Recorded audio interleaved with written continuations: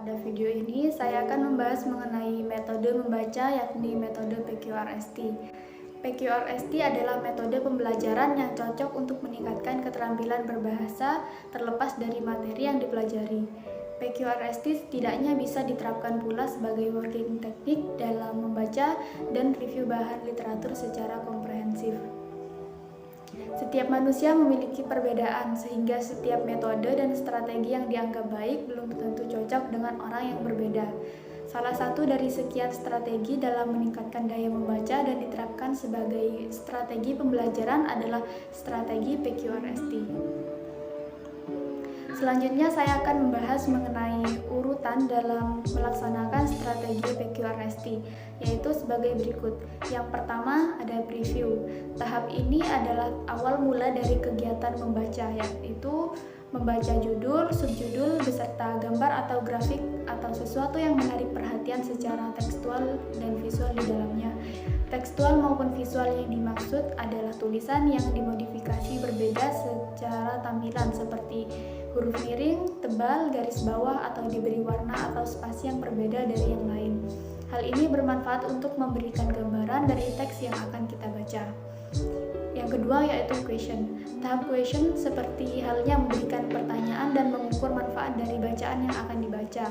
Memberikan pertanyaan yang kemungkinan jawabannya didasarkan dari bacaan yang telah diolah pada tahap preview.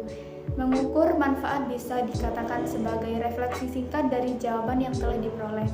Di sini kita memahami apakah jawaban yang kita peroleh sudah cukup maksimal atau belum. Reading.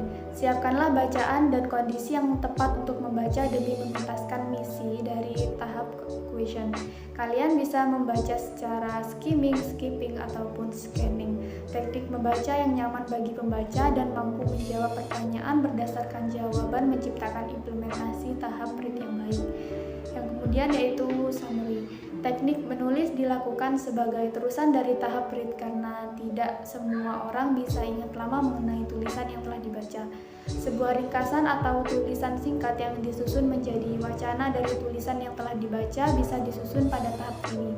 Genre tulisan dan panjangnya tulisan ditentukan oleh pelaku PQRST itu sendiri, dan jangan khawatir menilai bahwa panjang tulisan menentukan kualitas hasil strategi karena belum ditemukan pembuktian hipotesis macam itu. Yang terakhir yaitu tes. Tes dapat dilakukan atau dilewatkan sesuai dengan keinginan pelaku PQRST.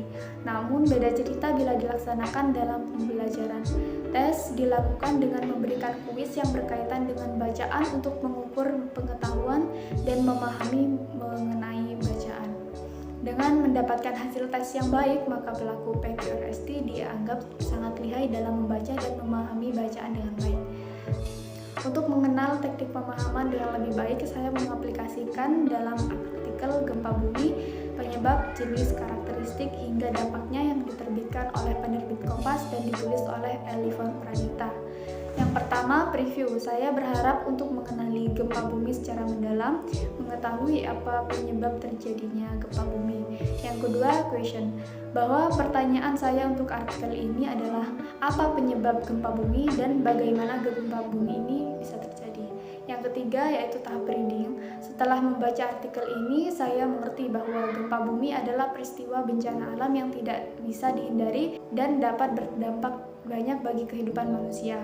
Yang keempat adalah summarizing.